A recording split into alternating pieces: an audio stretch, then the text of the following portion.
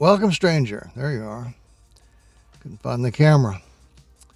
Um, this video is about the Nikkormat FT, but this subject would carry over to all the Nikkormats. It's about where the exposure meter adjustment is located. I did a video a few months back on how to set the meter on exposure on cameras. But after I made the video, it occurred to me that most DIYers didn't even know where the adjustment point for the exposure meter was on their camera. So I've started this new series,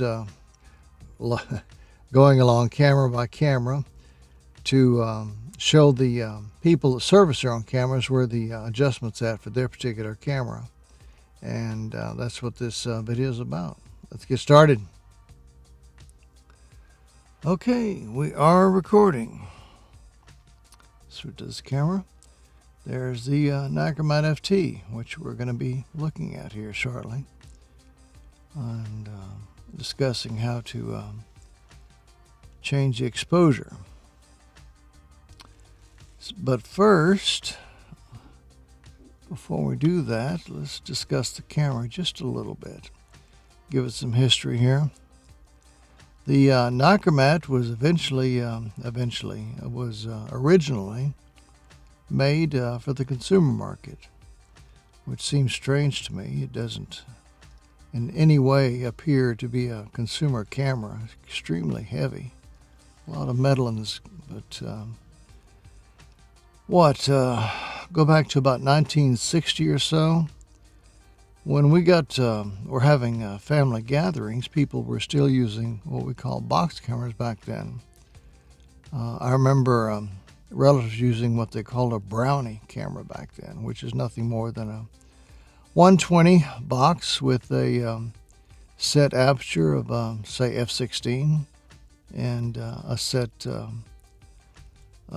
shutter that snapped at around 30th or 60th of a second. And it was sent off to the printer, and of course the exposures were all over the place, but the printer took care of that.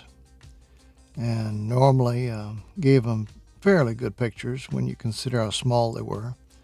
How big were the pictures back then? 3.5 by 4 or something like that? I have no idea. I don't remember. I don't fact check these videos. So, Kodak, which today is nothing, but back then it was a monster. It was Apple on the photography market. They came out with the 126 film, and everybody started making 126 point and shoot cameras. The reason the 126 was so popular because it was a cartridge film. You didn't have to load the film. You just open the back, put the cartridge in there, close the back, and you're ready to go. That's what people liked about it. They were still point and shoot cameras, but the Kodak changed them up enough to where they weren't box cameras any longer. They kind of looked like this in the sense that you held the 126 like this, and it had a small lens on it. You pointed and you took your picture. The 126 was still a point and shoot, but also most of the processors were using Kodak film back then. The other markets, Japanese markets, hadn't got into that yet, so Kodak had the whole market wrapped up. They were selling the film, they were selling the processing. Cameras like this, the Nikkormat, the Minolta, the Pentax, the Konica. Olympus wasn't around yet. They were a latecomer. Were for hobbyists. Men had hobbies back then, just like they do today, and they loved getting into photography. Their pictures weren't that much better because they didn't do their own processing, and they sent their film, a 35 millimeter film, off to the same processors as the 126. But still, when they went out on vacation, it looked very professional. They could change out their lenses. And I can't change mine because I'm in the way here.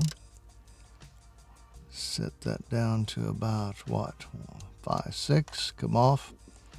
And they felt important, and people would look and go, wow, look, interchangeable lenses.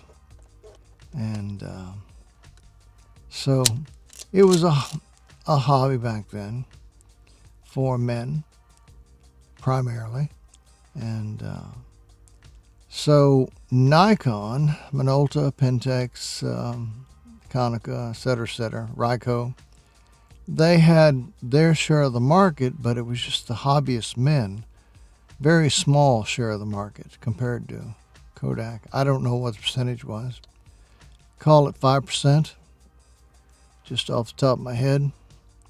And so the camera manufacturers, these Japanese manufacturers, wanted a bigger share of the market, so they started making consumer models. Minolta started the XG, XG1, XG whatever series, which were an all-plastic camera. Nikon made the Nikkormat, which it's strange to call this a consumer model because the camera is made like a tank. And I don't consider it a consumer model, but people who couldn't afford $300 or $400 for a regular F1 would buy a Nikkormat. What really jump-started the market for these SLRs, 35 millimeter SLR, I'll get it here, 35 millimeter SLRs, was the Vietnam War, which, you know, long time ago, I was drafted like a lot of other teenagers, and I was lucky. I was sent to Germany. When you were on the base, there wasn't much to do for any of the military men. But the PX had these cameras, and they were, I guess, I don't know how they did it, but the price was really low. And servicemen could afford them. And they would buy them, and they would take pictures of the whatever country they happened to be in, or their girlfriend they had at that time in that country, or whatever. And these became very popular. And so when the men got out of the service and went back, it jump-started the market as far as for selling these cameras. My first camera was a Nikkormat I bought in Germany. I think it was called Baden-Baden, a long time ago. So that's a little bit history on the Nikkormat. Japanese maker of 35 millimeter had a consumer model that they started peddling, which I was sorry to see because the quality went way down. All right, let's move on to this camera here. You're here to learn how to set the meter. The Nikkormat was one of the few cameras that I knew that had two needles or 2 meters. That has one inside that you saw through the viewfinder, and then you had one up here. The galvanometer was directly underneath here, but it had 2 needles, and the idea was to put the needle dead center of the target, and if you did, the camera exposure was set. And I don't know, I'm not pointing at a light source. You see it went past the target there. That's overexposed, and as I point the camera slightly up, the exposure is going down, and that's where the needle should be. It should be directly over that target. And of course, if I keep going, now it's underexposed. Now on my video that I did a few weeks back or a month ago, I told you that if you set your f-stop at F16, and you set your speed at 125, and if you set your ASA at 100 there, and you pointed at your light panel at EV15, that the needle, if everything was set right and the camera was working properly, should be dead center of the target. But for a lot of cameras, they over the years have gotten out of calibration, and so you have to go in and adjust it to where the needle is directly over the target. And that's what we have to do on the Nikkormat, is we have to learn where and how to move that needle. So when you are calibrating your camera using an EV15 panel, and you got the f-stop set right, you got the speed set right, you got the ASA set right, you want the needle to be pointing directly over the circle. And I'm just pointing at objects at my desk. I'm not pointing at a light source, so the needle's going to be all over the place right now. And I guess that's it for now. Stop here and move on. Are we recording? Yes, we are recording. Great. Okay. There's a camera. I took off the top cover to save us some time and save you from being bored to death. As you can see the meter movement over there, and there's my stomach growling. Maybe it's time for supper. And see the needle moving there, going past the target, turning it on and off. That's a well-made meter. I've been inside them, compared to some of the meters I've seen in some of the cameras, like a Pentax Spotmatic. They look like toys compared to this. It was very well made. But there is some good news and bad news about that meter, which I'm going to share with you shortly. Okay, you're saying, well, get on with it. Show me where I adjust this damn thing. Okay, you adjust it right here. You see that tab there with the notch in it? Okay, now I'm going to stick my probe in here. Oops, and Sony's going to say, no way. Now, if I were adjusting it, I would move it left and or right. You see the needle moving? That's how you adjust it to get it over the target. Simple, huh?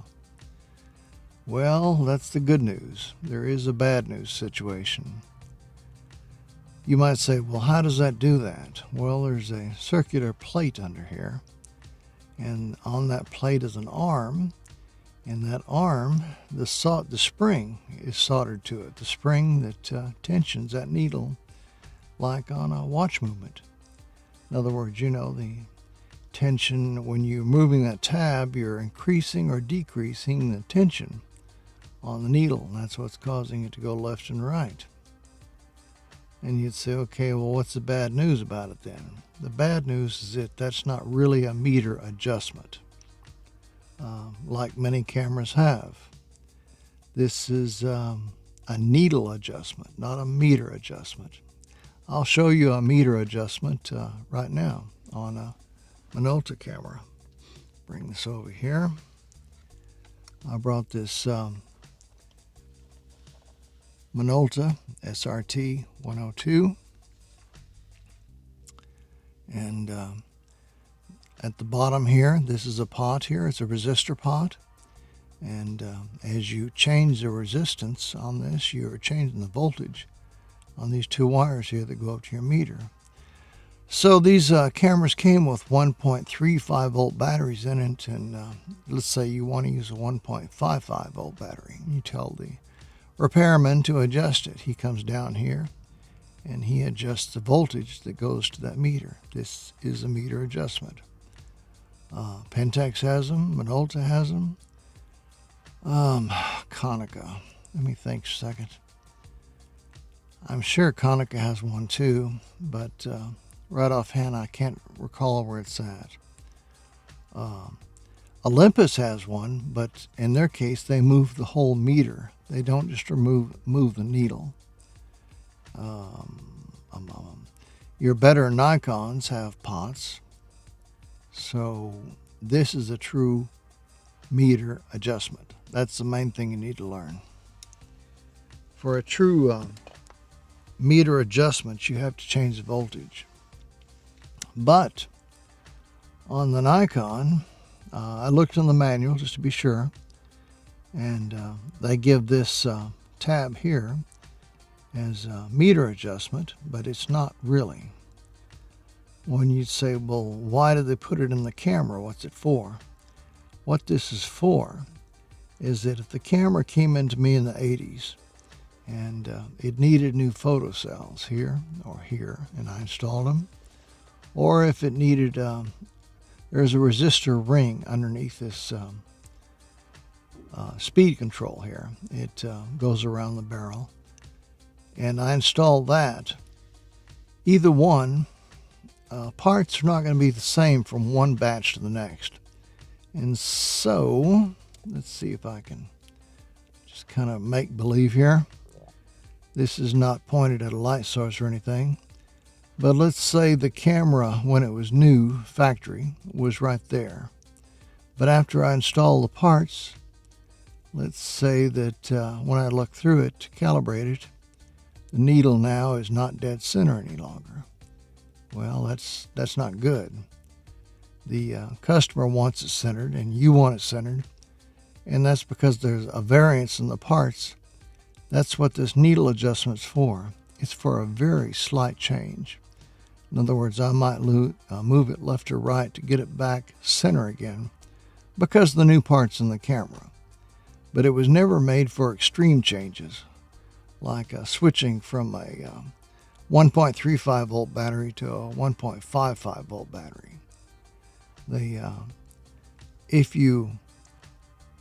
the needle is all the way to the right or left, and you use this to center it again, you've changed the tension on the spring on the meter too much.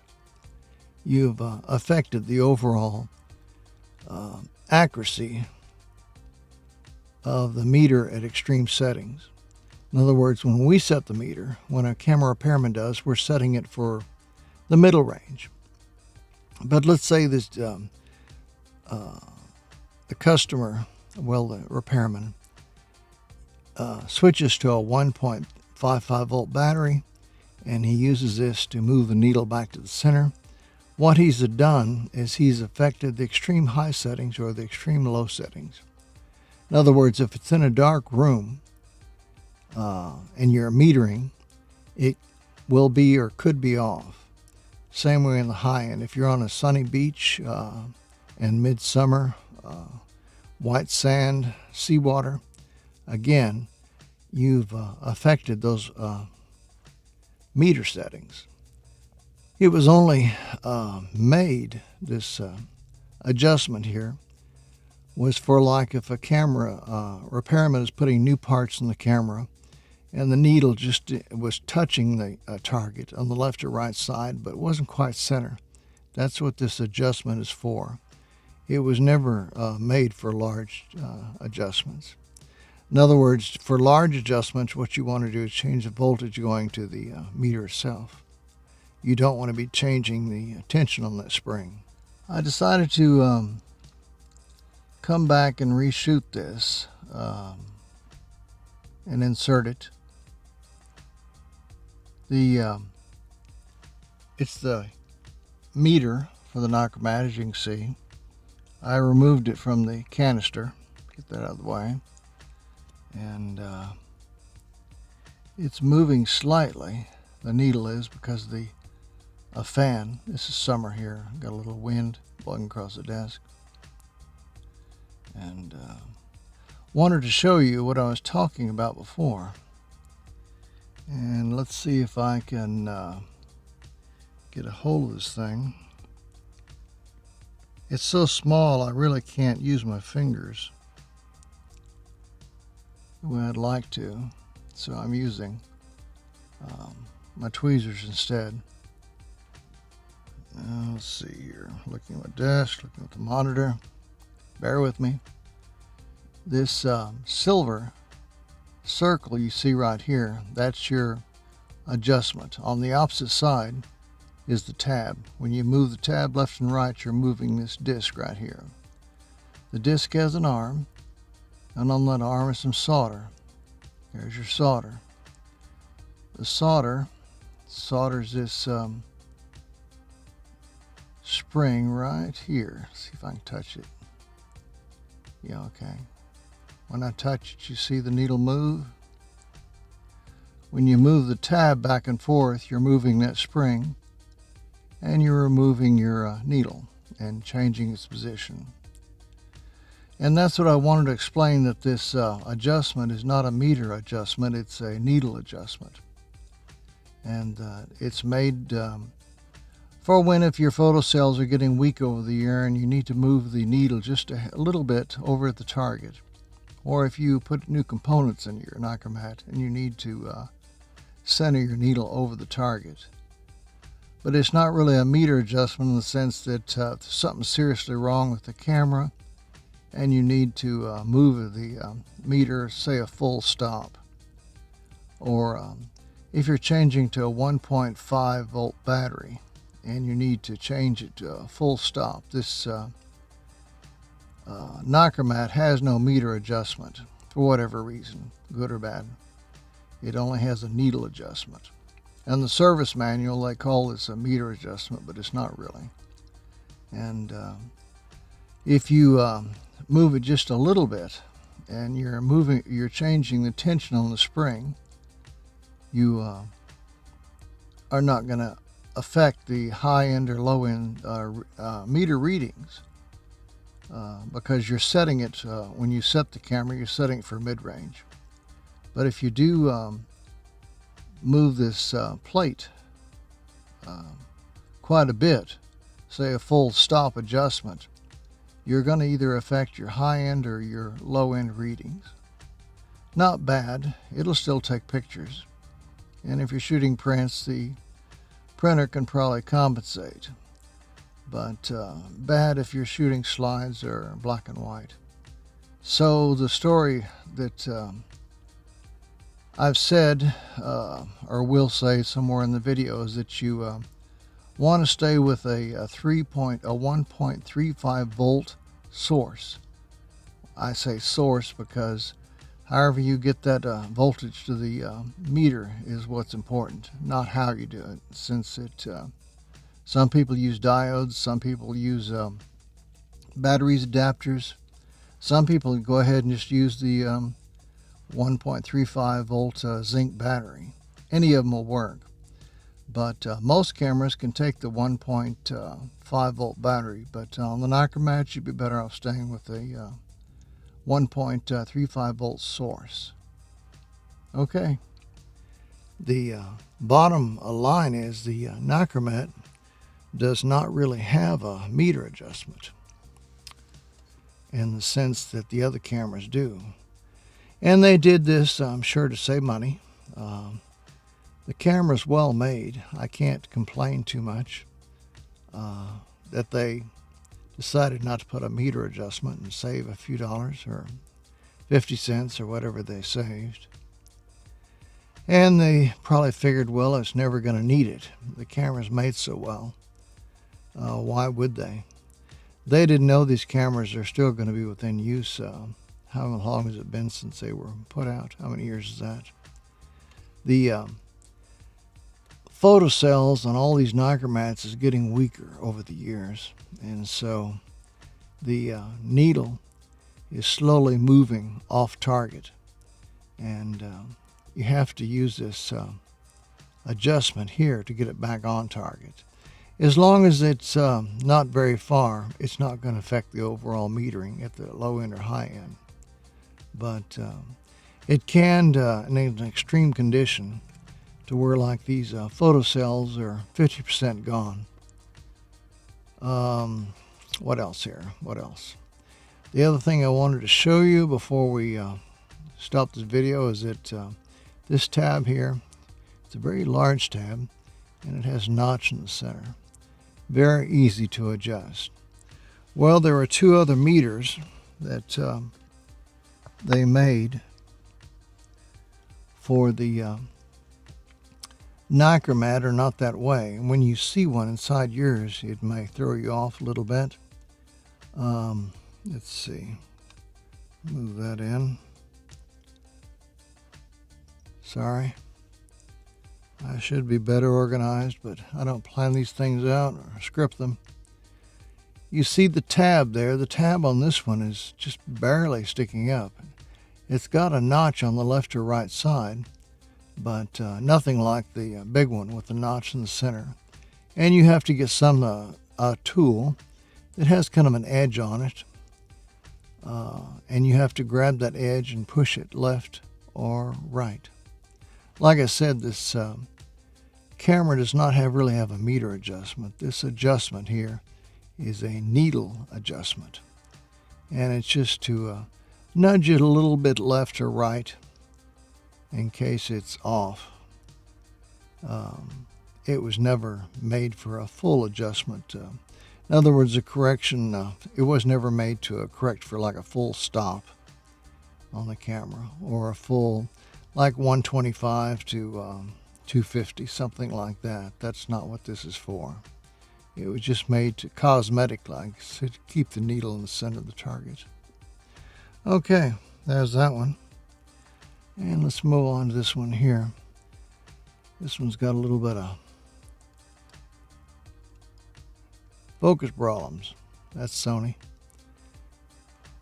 Okay. This tab here is large, but there's no notch in the center. Again, you have to put a tool on the left or right side as you push it. They're all the same, even though they look different. They're just a circular plate with an arm that's attached to the spring, actually soldered. Okay, move that back, switch cameras, and here we go. Okay, that's pretty much the end of this video. You've learned that the Nikkormat really does not have a, I wonder if I can tilt that up slightly. That would be kind of nice. Catch the light on it. The Nikkormat does not really have a meter adjustment, which is kind of weird. I guess they decided to save a few dollars, or maybe they thought the camera was made so well it would never need it. And if you own one and you want it to be accurate, you're going to have to, I wonder if that'll turn that off. Yeah. There's only one solution. People will talk about putting diodes in the camera. I've never been a big favorite of champion of diodes. My suggestion is you either buy a 1.35 volt battery. They don't last as long as an alkaline, but still, the battery should be thrown away once a year anyway, so it doesn't really make much difference. If you are using the camera and you're not leaving it on all the time, a 1.35 volt zinc battery will work just fine. The other solution is to buy the adapter that you put the battery in the adapter. Usually it's an S76 in the base of the camera, and it steps down the voltage to 1.35, which is my favorite solution. I like that idea. If you can get 1.35 volt, not battery but source, if you can get that voltage to that meter, then yes, you can use the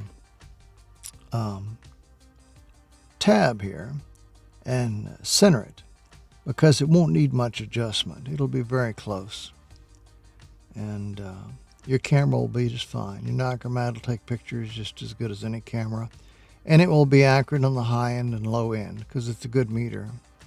But on the Nikkormat, it's better to stick with the 1.35 volt source on the camera and not be adjusting the meter for a 1.55 volt battery like on some of the other cameras, since it does not have a meter adjustment. Boy, that was a job. I thought this was going to be a short video. Anyway, to summarize again, which I've told you more than once through the video, strangely enough, the Nikkormat doesn't really have a meter adjustment, and I'm not a big fan of diodes, So I would stay with the 1.35 volt source of a voltage for the Nikkormat, and I would do this by buying a 1.35 volt zinc battery. They'll last a year, and a year is as long as you really need it to have it in the camera. You need to throw it away after that. You don't want to risk battery acid.